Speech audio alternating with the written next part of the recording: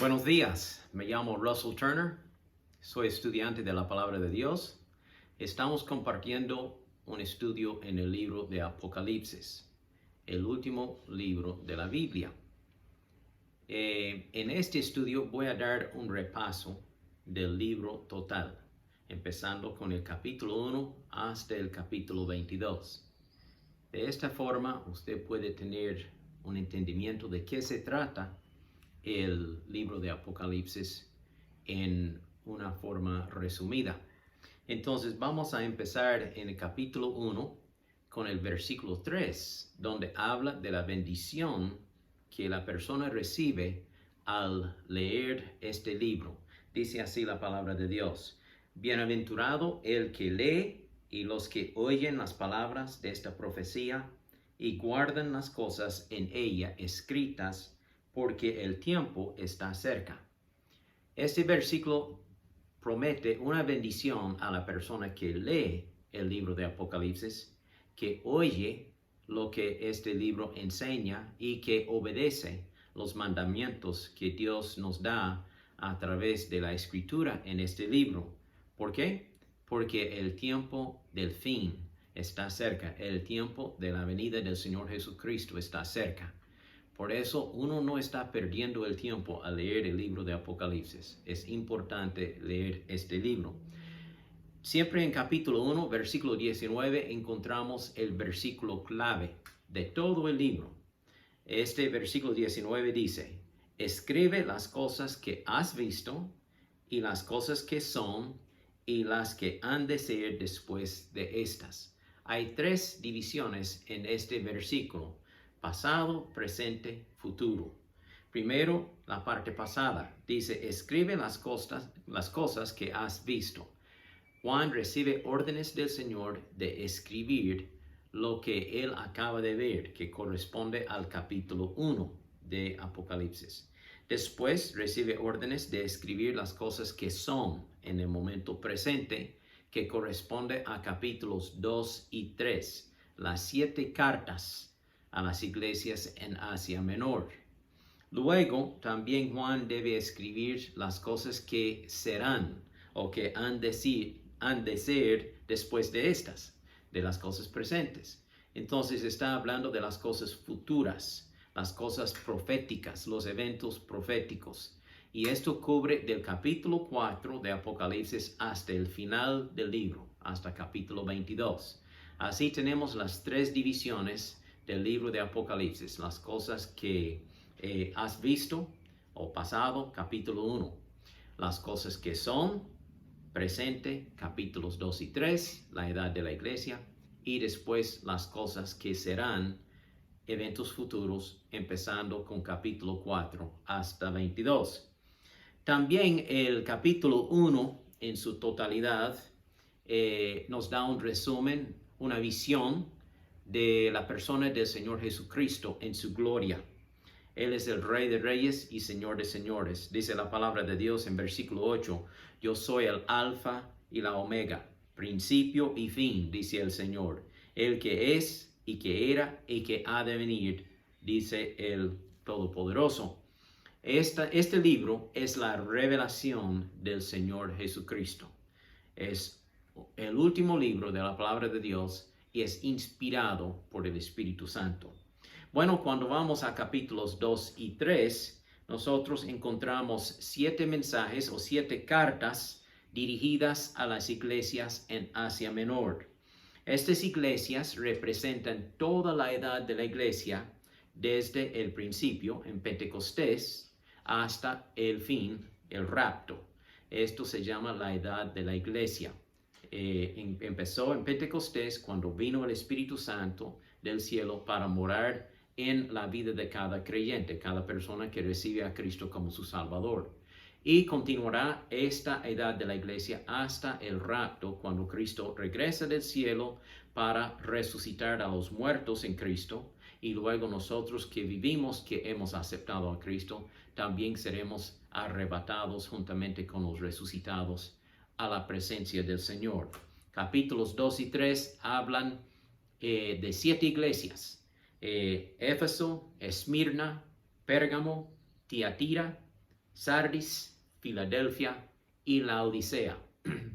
Y estas 7 iglesias, perdón, nos dan un ejemplo y también un estímulo a cada iglesia en esta edad, porque la iglesia en Éfeso representa la iglesia trabajadora.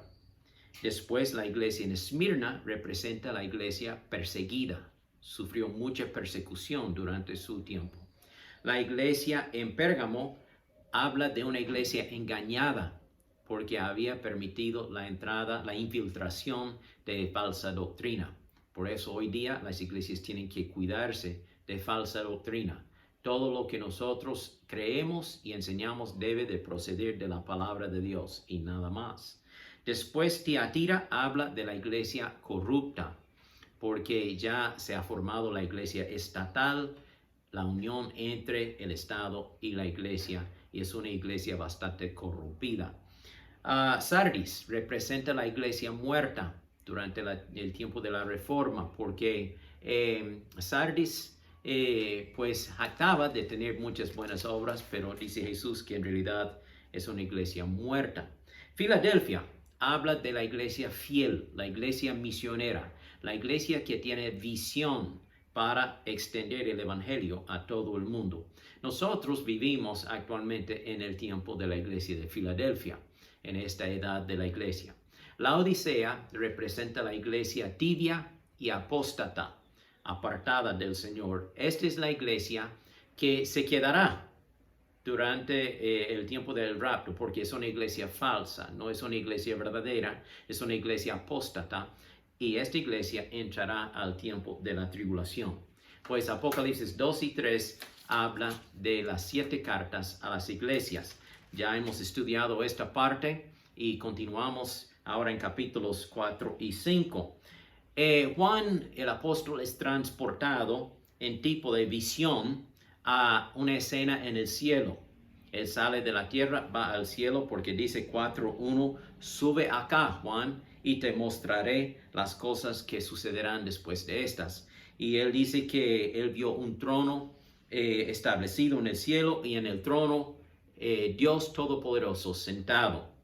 Y empieza una descripción de Dios como creador de este mundo y la alabanza que él recibe. Dice 4:11, Señor, digno eres de recibir la gloria y la honra y el poder, porque tú creaste todas las cosas y por tu voluntad existen y fueron creadas. Dios es el creador de todo. Capítulo 5 continúa con una alabanza a su Hijo, el Señor Jesucristo, el Cordero sacrificado en la cruz del Calvario.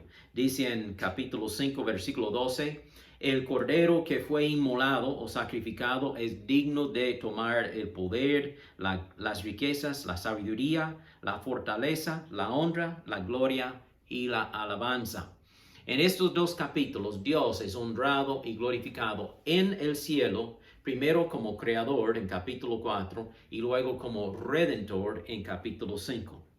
Bueno, cuando llegamos al capítulo 6 de Apocalipsis, ya estamos por empezar la tribulación.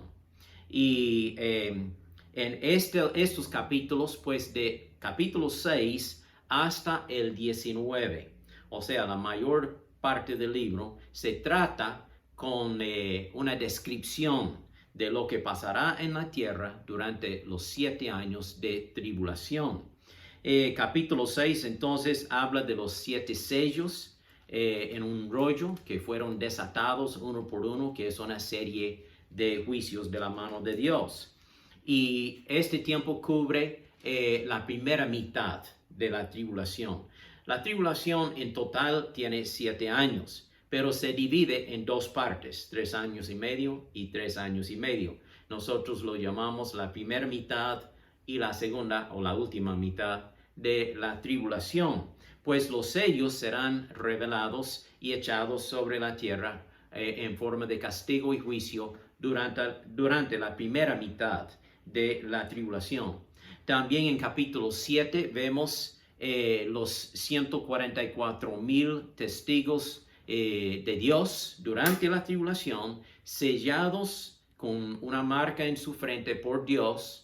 No es la marca del anticristo, sino es la protección de Dios en estas personas, los 144,000, ellos serán protegidos por Dios para salir a evangelizar, a predicar el evangelio en toda parte del mundo durante la tribulación. Dios los va a proteger de los ataques del anticristo. El anticristo va a querer matarlos, pero él no puede, porque son sellados y protegidos.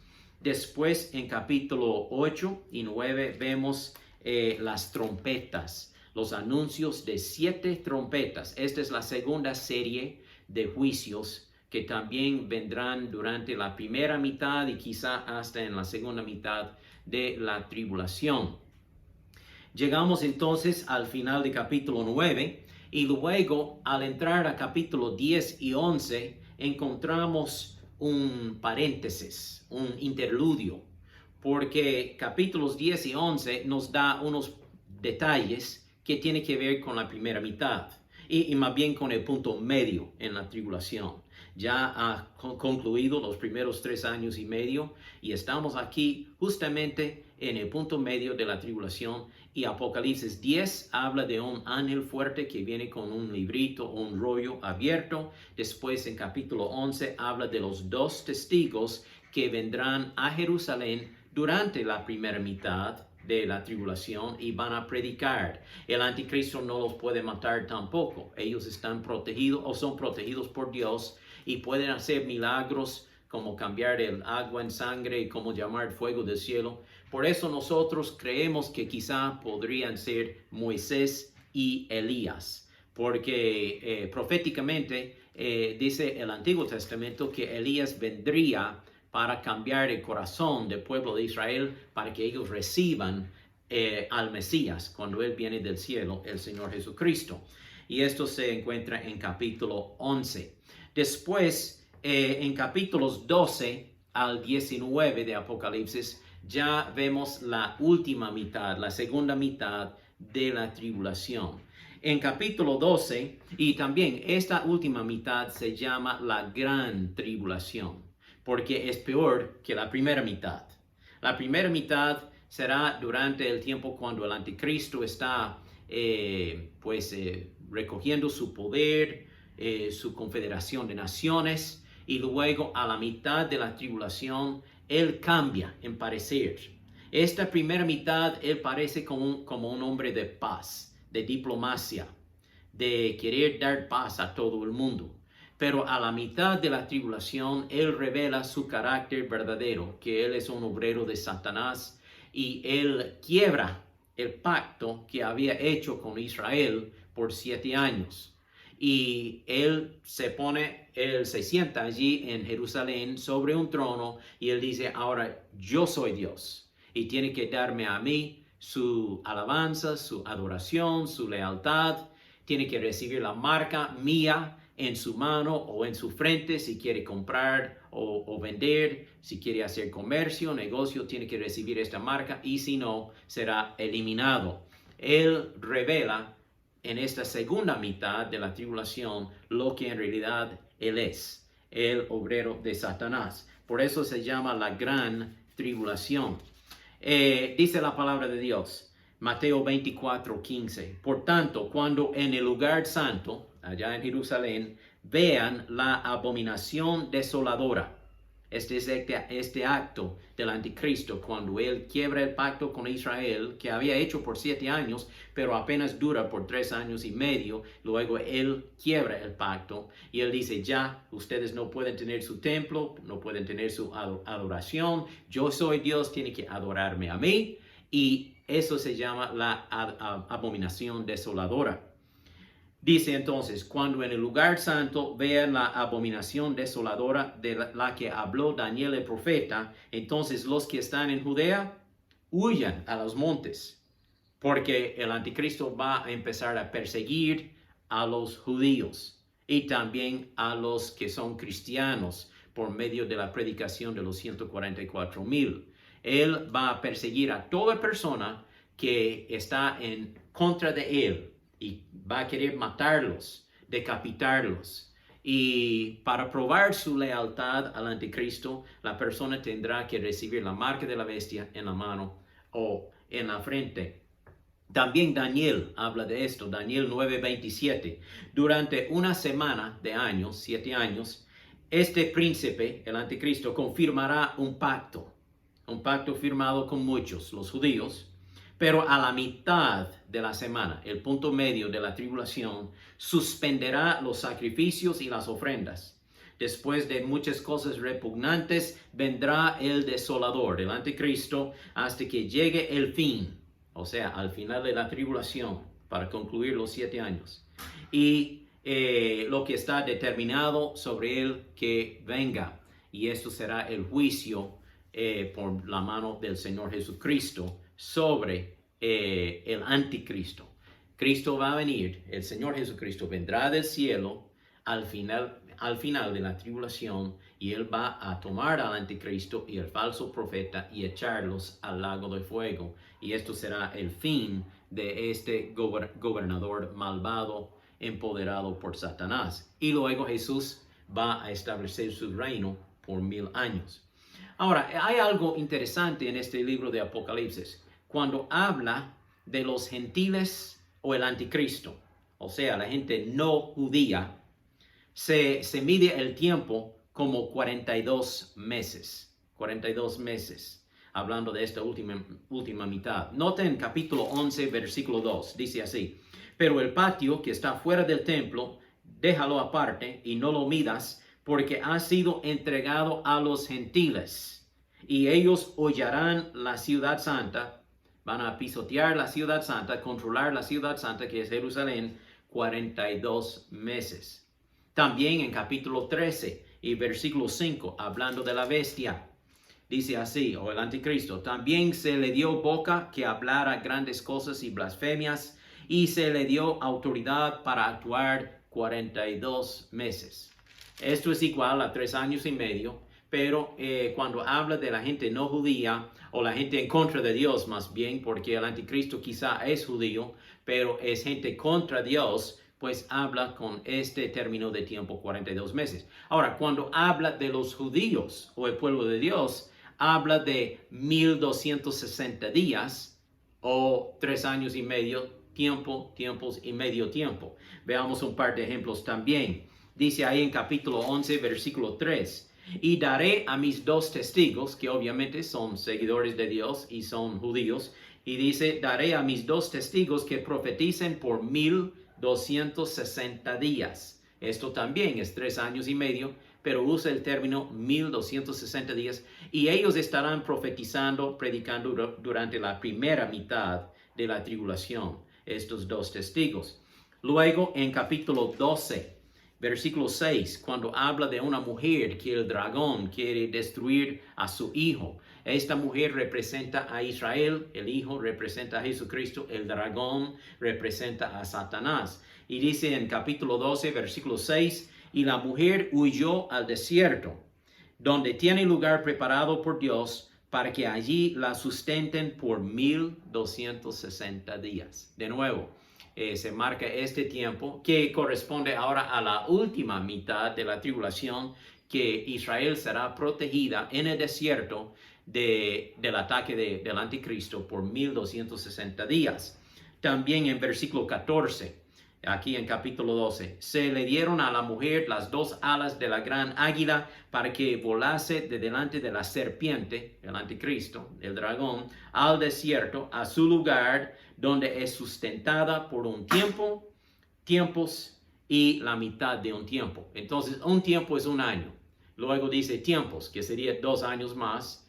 1 más 2 son 3. Y luego medio tiempo, que sería medio año, 3 años y medio. Así es como se distingue el tiempo en el libro de Apocalipsis. Ahora, en capítulo 12, como acabamos de mencionar, habla de una mujer que representa a Israel, y ella está por dar a luz a un hijo, hablando de Jesucristo. Ahora, esta parte de la profecía fue cumplida hace 2000 años, cuando Cristo vino como bebé en Belén, y él nació del pueblo de Israel. Y aún en ese momento, el dragón quería matarlo. ¿Cómo? Herodes, el rey, quería matar a Jesús y mató a los bebés ahí en Belén de 2 años y menores. buscando cómo matar a Jesús. Ahora, no era Herodes que nació con esa idea, fue Satanás que usó a Herodes como el instrumento para matar a estos bebés, buscando devorar o destruir al Señor Jesucristo. Pero sabemos que Dios lo protegió y José y María y el bebé Jesús fueron a Egipto y se escaparon de Herodes hasta que él muriera.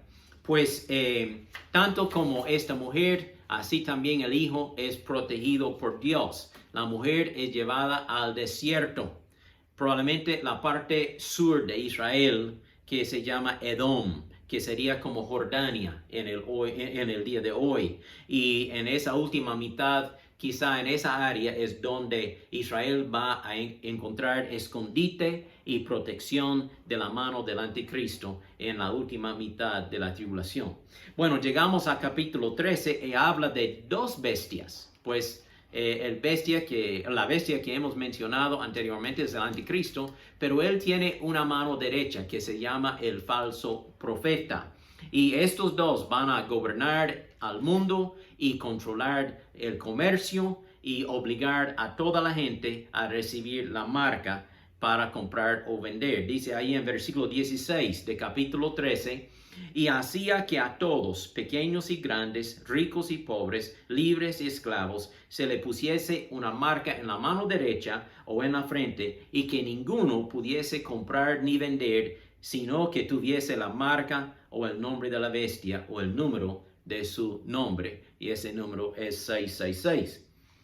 Apocalipsis capítulo 14 es otro paréntesis, otro interludio, que vuelve a hablar de los 144,000 protegidos por Dios. Ellos han sobrevivido todos los 7 años de la tribulación y llega al final, cuando Cristo regresa, derrota al anticristo y luego establece su reino. Y capítulo 14 habla de la victoria de los 144,000 cuando ellos entran a Jerusalén con Jesucristo y reinarán con él. También capítulo 14 versículo 6 habla de un ángel que viene del cielo y él sobrevuela la tierra con el anuncio por última vez del evangelio de la salvación. Dice 14:6, vi volar por en medio del cielo a otro ángel que tenía el evangelio eterno para predicarlo a los moradores de la tierra, a toda nación, tribu, lengua y pueblo. Dios está dando mucha oportunidad durante la tribulación para que la gente escuche y acepte a Jesucristo y que se arrepientan de sus pecados. Ahora muchos no lo van a hacer, se ponen más duros, más endurecidos en su pecado y rechazan a Dios. Pero Dios usó a los 144,000, Dios usó también a los 2 testigos y en capítulo 11, y ahora Dios utiliza un ángel para volar sobre el mundo una última vez y predicar el evangelio eterno, que hay salvación en arrepentirse de sus pecados y recibir a Cristo como su Salvador personal. Después, en la última parte de 14, habla de una prevista de la batalla de Armagedón. Ahora estamos mirando hacia adelante 3 años y medio, al final de la tribulación, cuando Cristo vendrá. Pero se llama esta batalla de Armagedón el lagar de la ira de Dios, porque habrá mucho derramamiento de sangre. Noten 14:19. Y el ángel arrojó su hoz, que es un instrumento de cosechar. El ángel arrojó su hoz en la tierra y vendimió la viña de la tierra y echó las uvas en el gran lagar de la ira de Dios. El lagar era como una cisterna donde echaban las uvas y las pisoteaban para sacar el jugo de uva. Y luego el jugo corría a un recipiente a un lado. Pues se compara esta batalla de Armagedón como el gran lagar de la ira de Dios, donde Él vendrá, Jesucristo vendrá y va a pisotear a las naciones rebeldes y va a darles muerte. Y dice ahí en versículo 20 que la sangre, habrá tanto derramamiento de sangre que correrá hasta los frenos de los caballos, o sea, una profundidad de 1 metro y pico, 1,20 metros, algo así, de sangre allí, como una piscina, un pozo de sangre muy extenso por tanta matanza en esta batalla de Armagedón. Bueno, en capítulos 15 y 16 de Apocalipsis vemos, vemos que ya estamos en la segunda mitad de la tribulación, la última mitad. Y habla de las copas de ira que vendrá de la mano de Dios. Dios ya va a derramar su última serie de juicio sobre el mundo. Primero los sellos, 7 sellos, después 7 trompetas y ahora 7 copas de oro. En capítulos 15 y 16 de Apocalipsis. Ya esto será el final de los juicios en cuanto a esta serie de 21 juicios que Dios va a derramar sobre el mundo. Llegando a capítulo 17 y 18 de Apocalipsis, se habla de Babilonia. Ahora, Babilonia tiene dos partes, una parte religiosa y una parte comercial o política. Capítulo 17 de Apocalipsis habla de la Babilonia religiosa. Durante la primera mitad de la tribulación, Babilonia religiosa va a controlar en cierta manera, influir en el manejo del anticristo sobre el mundo. Porque se nota aquí como una mujer montada sobre la bestia. Entonces ella va a tener cierto control sobre el anticristo durante la primera mitad. Y esta es la iglesia apóstata, la iglesia ecuménica, la iglesia falsa. Y se compara a una gran ramera aquí en Apocalipsis 17. Obviamente no es una iglesia verdadera, no es una iglesia salva, es una iglesia de falsa doctrina. Y ella tendrá mucho poder durante la primera mitad de la tribulación. Ahora, en el punto medio de la tribulación, el anticristo va a decir, hasta aquí con eso, ya termina con eso, y él va a destruir a la Babilonia religiosa. El anticristo, por permiso de Dios, Dios va a utilizar al anticristo para destruir a la Babilonia religiosa, y ella será destruida para siempre. Después, en capítulo 18, habla de la Babilonia comercial, que es el gobierno del anticristo. Y también esta Babilonia será destruida, pero de otra forma, por otra mano. Esta Babilonia será destruida al final de la tribulación, cuando concluyan los 7 años, por mano del Señor Jesucristo. Él va a destruir a esta Babilonia política. Podemos leerlo en capítulo 18, versículo 20. Dice allí, alégrate sobre ella, cielo, y vosotros santos apóstoles y profetas, porque Dios os ha hecho justicia en ella. Y un ángel poderoso tomó una piedra, como una gran piedra de molino, y la arrojó en el mar, diciendo, con el mismo ímpetu será derribada Babilonia, la gran ciudad, y nunca más será hallada. Destrucción completa de Babilonia, tanto religiosa al medio de la tribulación, como política al final de la tribulación. Capítulos 17 y 18 de Apocalipsis. Bueno, llegando a capítulo 19 de Apocalipsis, ya habla de las bodas del Cordero. Si ustedes recuerdan, antes de que empiece la tribulación, pues el rapto ocurre. Y nosotros somos llevados a la presencia del Señor, la iglesia del Señor Jesucristo. Y vamos a celebrar las bodas del Cordero allá en el cielo con el Señor, mientras que el mundo está pasando por la tribulación. Y habla de esto aquí en capítulo 19. Después, en versículo 11, empieza la descripción del regreso de Jesucristo, la segunda venida de Jesucristo a esta tierra para establecerse como Rey de Reyes, Señor de Señores, por 1000 años gloriosos. Y cuando Él llega a la tierra, lo primero que tiene que hacer es derrotar al anticristo, porque el anticristo es el gobernador del mundo en este momento. Y hay una gran batalla que se llama Armagedón, allá en la zona de Israel, y Jesucristo va a derrotar al anticristo. Dice capítulo 19, versículo 20, la bestia o el anticristo fue apresada y con ella el falso profeta que había hecho delante de ella las señales con las cuales había engañado a los que recibieron la marca de la bestia y habían adorado su imagen. Estos dos, el anticristo y el falso profeta, estos dos fueron lanzados vivos dentro de un lago de fuego que arde con azufre.